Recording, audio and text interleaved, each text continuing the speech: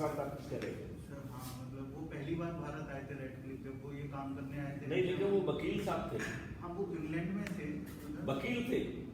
अरे वकील को क्या मालूम कहां से लाइन सुना है। यार वो व्यक्ति ग्राउंड में कहीं नहीं गया। तो आपने संविधान क्या बनाया? वही संविधान बनाया जो कि इंडियन गवर्नमेंट एक्ट जो था 1935 का। दो चार प्रावधान यहाँ वहां से ले लिए, कुछ आयरस से ले लिए, कुछ इससे ले लिए, कोई फंडामेंटल राइट अमेरिका से ले लिया, तो बहुत कुछ लेके वापस संविधान बन गया। उस संविधान में एक आर्टिकल 333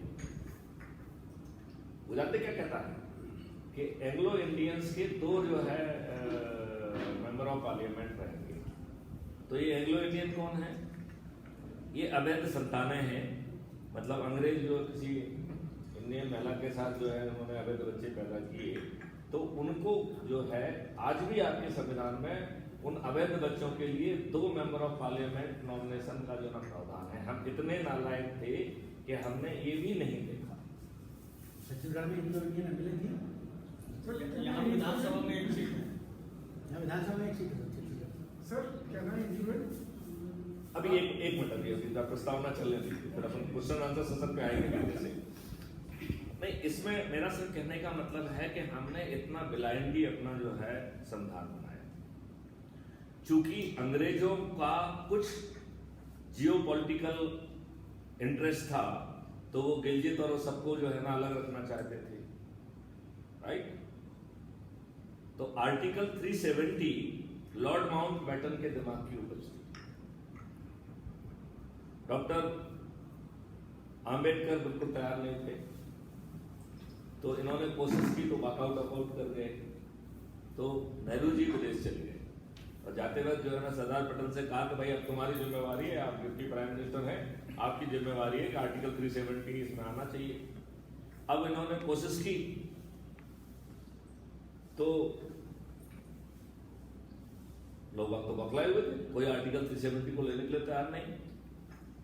तो फिर सरदार पटेल ने थोड़ा सा अपना व्यक्तिगत प्रभाव का यूज करते हुए उन्होंने रिक्वेस्ट किया कि नहीं, ये साहब बिल्कुल ही टेम्परेरी है, देखिए मैं इसमें लिख भी देता हूं कि अस्थायी क्लॉज है। इस तरीके से आर्टिकल 370 बैकडोर से एंटर कर दिया, जिसको डॉक्टर आंबेडकर ने बहुत बुरी तरह से अपोज किया, टू द एक्सटेंट के बौखला के वो वॉकआउट कर गए, इसे कि नहीं, ऐसा कोई प्रावधान नहीं होना चाहिए, राइट। जैसा आपको मालूम है कि आर्टिकल 370 आया और हट भी गया। अब एक आर्टिकल 35A का आपने नाम सुना होगा, है ना। मैं आपको बताऊं, सिविल सर्विसेज के दौरान मैंने आर्टिकल 35A का नाम नहीं सुना था। कोई आर्टिकल 35A जो है नाम की कोई वस्तु होती थी, ये भी मुझे नहीं मालूम था, क्योंकि कहीं पे लिखा ही नहीं था ना, इस आर्टिकल को छिपा के रखा गया। तो ये आर्टिकल जो है कैसे पैदा हुआ? लॉर्ड माउंटबेटन के कहने पर नेहरू ने एक अपने पत्र के साथ ऐसे डॉक्टर राजेंद्र प्रसाद के पास भेजा कि साहब आप इसका नोटिफिकेशन जारी कर दीजिए। तो डॉक्टर राजेंद्र प्रसाद ने 8 पॉइंट लिखे कि साहब ये तो पूर्णतः गलत है, हम कैसे नोटिफिकेशन जारी कर दें। तो इसका नेहरू बाकायदा राइटिंग में जवाब देते हैं कि मैं आपके सभी 8 बिंदुओं से सहमत हूं, लेकिन मैं आपसे रिक्वेस्ट करता हूं आप इसे जारी कर दें, बाकी चर्चा हम अनौपचारिक रूप से कर लें। मतलब ये संविधान है या नेहरू के घर की खेती? संविधान में क्योंकि ये व्यवस्था की गई 1954 में, मई 1954। आपका संविधान जो कि 26 नवंबर 1949 में तैयार हुआ और 26 जनवरी 1950 में लागू किया गया, वो लागू हो चुका था। तो 1954 में आप एक बैकडोर से यदि कोई भी प्रावधान संविधान का हिस्सा बनाना चाहते हैं तो आपको संविधान के संशोधन की प्रक्रिया पालन करना चाहिए। कितना बड़ा दुष्ट था कि बिना संविधान की प्रक्रिया का पालन किए वो अंदर चला गया। हम तो कह रहे हैं कि पार्लियामेंट को घोषित करना चाहिए था कि मेरे सामने लाया नहीं गया, ये असंवैधानिक है। That should have been instantly declared, remove नहीं करना चाहिए था, नोटिफिकेशन से उसे हटाना नहीं चाहिए था, उसको असंवैधानिक घोषित करना चाहिए था। जब मेरे सामने आए नहीं है, संविधान का हिस्सा ही नहीं बना, तो कैसे आर्टिकल तक आ जा सकता है?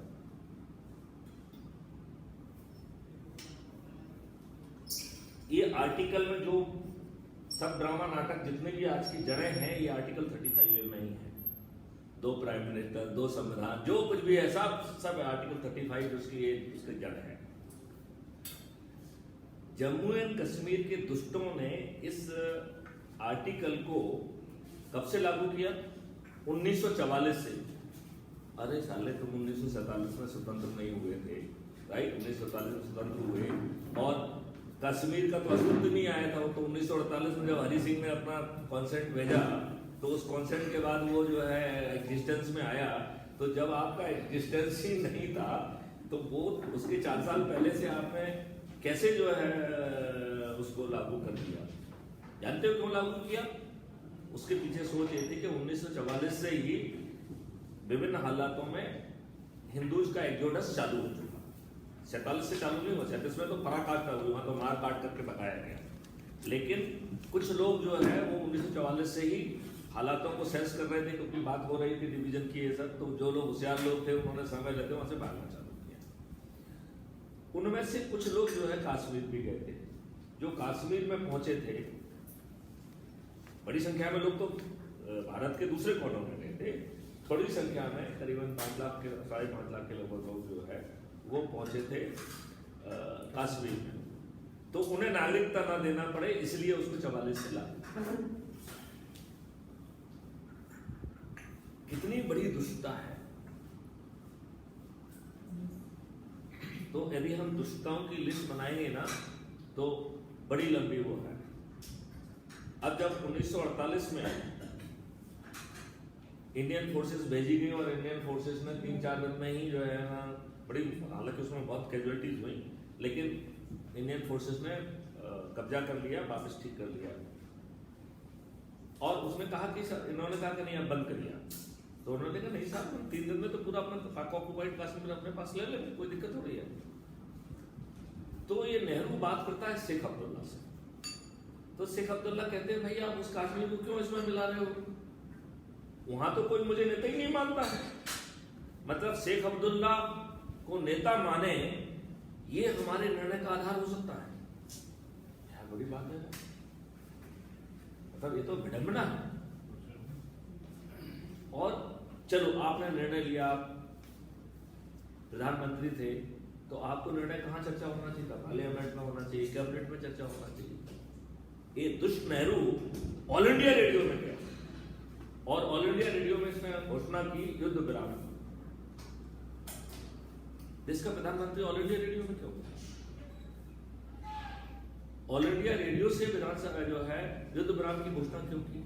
और जब 1948 में ऑलरेडी एक्सेशन सर्टिफिकेट राजा हरि सिंह साइन कर चुके थे, तो आपने ये क्यों कहा कि प्लेबिसाइट कराई? क्या कारण है कि आपने आर्मी को जो 3 दिन का समय मांग रहा था, वो 3 दिन का समय भी नहीं दिया? और हम लोग जो अपने आप को बहुत इंटेलिजेंट मानते हैं,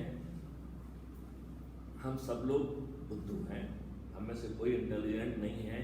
हम में से इंटेलिजेंट कैसे हो सकता है? जिससे जो है अपना इतिहास छिपा लिया गया हो और हमको किसी को अपने इतिहास की जो ना भनक भी ना हो, तो हमसे ज्यादा जो है ना मूर्ख और कौन हो सकता है? अरे मैं तो सिविल सर्विसेज में इतना कितना कहां से क्या पढ़ा, हमें तो इसका ज्यादा आधा भी नहीं, 25% भी नहीं मालूम।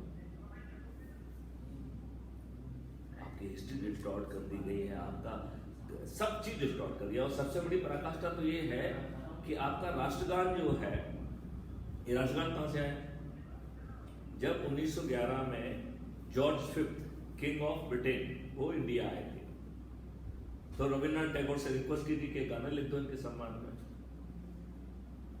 तो रविन्द्रनाथ टैगोर ने 1911 में किंग जॉर्ज V, जिसको जॉर्ज पंचम के नाम से हिंदी में अपन ज्यादा जानते हैं, उसके लिए गाना लिखा गया, जो जनगण मन अधिनायक जय भारत भाग्य विधाता। ऑलरेडी कांग्रेस अधिवेशन में ये चर्चा हो चुकी थी कि वंदे मातरम ही जो है ना हमारा राष्ट्रगान रहेगा, और ये जनगण मन नहीं रहेगा, ये भी निर्णय था। नेहरू ने बैकडोर से एक विदेशी राजा के स्तुति में गाया हुआ गाना आपका राष्ट्रगान कैसे हो सकता?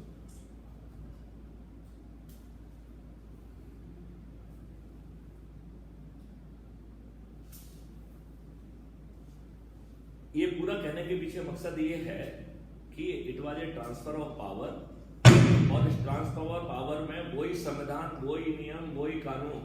आज जो आपकी पुलिस है वो किससे गवर्न होती है आपको मालूम है? We are govern by the Indian police act of 1861। हर किसी को मालूम है कि 1857 की क्रांति हुई थी, उसको दबाने के लिए एक कानून बनाया गया जिसका नाम है इंडियन पुलिस एक्ट। स्वतंत्रता के इतने दिन बाद भी आप उसी पुलिस एक्ट से गवर्न हो रहे हैं। जब भी कोई सुधार की बात करता है तो इन काले अंग्रेजों की साले रूह ही कांप जाते हैं। क्यों? क्योंकि इन्होंने तंत्र भी वही चुना, वो भी चुना। अब आप ये बताइए, जो काम अंग्रेज नहीं कर सके वो काम हमारे काले अंग्रेजों ने कर। 780 जो है वो प्रिंसली स्टेट थी, वहां पर ये लोग जो भी रेवेन्यू देते रहते हो, लेकिन वहां सत्ता किसकी थी? प्रिंसली स्टेट की थी। जब हमने पूरे भारत को एकीकृत किया सरदार पटेल जी ने, आयरन मैन ऑफ इंडिया ने, तो उन सब जगह पे भी जो है ना यही नियम कानून लागू हो गए। तो जो काम अंग्रेज नहीं कर पाए वो हमने कर दिया। वही काला कानून जो आपको अपमानित करने के लिए, आपको शोषित करने के लिए बनाया गया, वो नियम जो है जिनको अंग्रेज जहां पे नहीं भेज पाए वहां भेज दिया। आप ये बताइए, जो आपकी गवर्नमेंट एजुकेशन और ये सब जो एजुकेशन सिस्टम जहां अंग्रेजों के समय में कितने थे, और आज 70 साल में देख लीजिए आप हर जगह पे बने हुए हैं।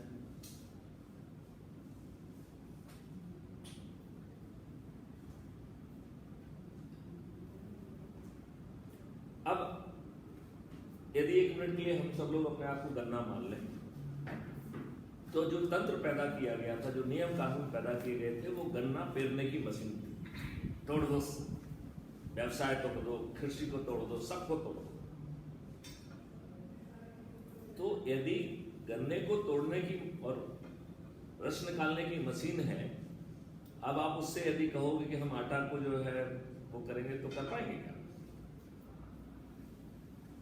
तो आज के तंत्र में कोई अकाउंटेबिलिटी नहीं है। हम डंडा मारे तो भी हमारा कुछ नहीं बिगड़ेगा, गोली चलाएं कितने लोग मरे तो भी हमारा कुछ नहीं बिगड़ना है, हम निर्णय ना लें तो कुछ नहीं बिगड़ना है, गलत निर्णय लें तो तुम सफर करो। वो मजिस्ट्रेट हैं, गलत निर्णय लेंगे जानबूझ के, आप जो है ना 50 साल कोर्ट में ऐसी तैसी कराओ अपनी, वो आपके ऊपर जो है ना दबिश दे देंगे, आपके ऊपर कोई भी कार्रवाई कर देंगे। उनकी अकाउंटेबिलिटी क्या है? हमें अकाउंटेबल सिस्टम पैदा चाहिए, ये नहीं तो आप स्वतंत्र कैसे हैं? अदरवाइज तो गोरे अंग्रेज से काले अंग्रेजों के हाथ में सत्ता का ट्रांसफर हुआ। अब साइमन साहब आप पूछ रहे थे कुछ? I was talking about article 333 की बात। 333 में दो क्लॉसेस हैं। एक रिजर्व्ड कास्ट के लिए जो शेड्यूल्स थे and Anglo Indian, this were two clauses, and article 334 में इसका रिपील का पावर भी गवर्नमेंट को दिया गया 10 इयर्स के अंदर।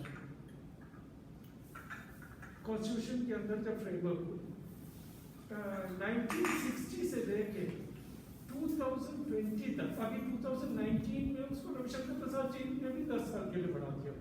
ये दोनों क्लॉज एक साथ बढ़ते जा रहा है। एनी गवर्नमेंट को डर स्क्रैप इट आउट, बट कोई नहीं चाहता। ये दोनों क्लॉज एक साथ है। I am talking about article 333 जो आपने मेंशन किया। इसका मतलब ये है कि सो कॉल अवर गवर्नमेंट वो दिमागी केवल शोषण तो कर ही रही है, ठीक है ना? आप ये बताइए, एक पट्टी पे बैठने वाला व्यक्ति, मुझे याद है जब यहाँ स्टूडेंट ही था, क्या नाम था वो, यहाँ एमएलए बना, उसका कोई वो औकात नहीं थी, बड़े लोगों ने जा जाके उसको जिताया, और वो विद इन नो टाइम जब मैं यहाँ प्रोफेसर बन के आया तब तक वो जाने कितने होटल का मालिक बन गया था। उसका नाम है नहीं, तरुण चटर्जी तो अपन को भड़काने आया था जब अपन ने स्ट्राइक की थी। मुझे अभी भी बात है, मैंने उसको भगाया था, भाग जाओ, वो हमको भड़काने आया था क्योंकि मैं स्टूडेंट नेता था उसमें। तो तरुण चतुर्वेदी को मुझे अभी भी याद है कि मैंने उसको कैसे पूरी तरह से भगाया था। नहीं वो क्या नाम था, नहीं नहीं ये मैं जस्ट भूल रहा हूँ उसके। फिर उन्होंने होटल बहुत सारे खरीद खराब लिए, वो जो है ना, मैं नाम बिल्कुल निकल रहा है मेरे पास। एनीवे, कहने का मतलब है कि ये जो है भूखे नंगे लोग, शोषण का पैसा इनके पास आता है। एक सरपंच को देख लीजिए, वो ओवर टाइम जो है ना उसके पास जो है ना स्कॉर्पियो फॉर्च्यूनर मालूम नहीं क्या क्या पैदा हो जाता है। हाँ, ये क्या है सब, कुछ नहीं है सर। और आप मरने के लिए कल मैंने ट्रांसपोर्टर एसोसिएशन से बात की, इतने दुखी, बोले साहब जो है ना इस राज्य में जाओ, उस राज्य में जाओ, चारों तरफ नाके वाके सब कितना वो बचा हुआ है, कुछ कोई रिलीफ नहीं है, कोई सुनने के लिए तैयार नहीं। मैंने कहा क्यों सुनेंगे? जो ट्रांसपोर्ट कमिश्नर बनता है वो बैग लेके बनता है, उसको हर महीने एक बड़ा सा बैग पहुंचाना पड़ता है, तो आप उसके विरुद्ध तो आप कुछ कहोगे तो क्यों सुनेगा कोई? उसके विरुद्ध यदि क्राइम फ्री भारत बात करेगा और यदि ये कहेगा कि हे राज्य शासन, तेरी ये संवैधानिक रिस्पॉन्सिबिलिटी, यदि तू अपनी संवैधानिक रिस्पॉन्सिबिलिटी को पूरा नहीं करेगा तो इस संविधान में तुझे भंग करने का प्रावधान है। हर महीने गवर्नर ऑफ स्टेट एक रिपोर्ट भेजते हैं प्रेसिडेंट को कि यहाँ का शासन कैसे चल रहा है और वो संवैधानिक व्यवस्थाओं के अनुरूप है कि नहीं। तो हमने कहा कि हम जो है ना सभी चीजों को हमारा ऑटोमेटिक सिस्टम कंपाइल करता जाएगा, उसको भेजेगा कि देखिए साहब 80% केसेस में ये आपका संवैधानिक व्यवस्था का पालन नहीं हो रहा है, तो भैया अपनी रिपोर्ट में आप इसको सम्मिलित करिए। आप गवर्नर महोदय आपकी बात सुनेंगे क्या? काले अंग्रेज हैं और वो गवर्नर साहब भी काले अंग्रेजों के हैं, उन्होंने उन्हें वहां बैठाया है, तो वो आपकी बात सुनेंगे क्या? क्राइम फ्री भारत में तो उन्होंने बैठाया नहीं है, तो वो तो पक्का नहीं सुनेंगे। लेकिन यदि हर महीने जो है ना क्राइम फ्री भारत उनको रोज बड़ी रिपोर्ट तो बढ़ती जाएगी ना, तो यदि बड़ी हुई रिपोर्ट हर महीने भेजेंगे तो हो सकता है उन्हें कहीं पॉलिटिकल कन्वीनियंट लग जाए तो शायद रिपोर्ट को भेज दें, पॉलिटिकल कन्वीनियंट लग गया, नहीं तो फिर हम लोग PIL लगाएंगे।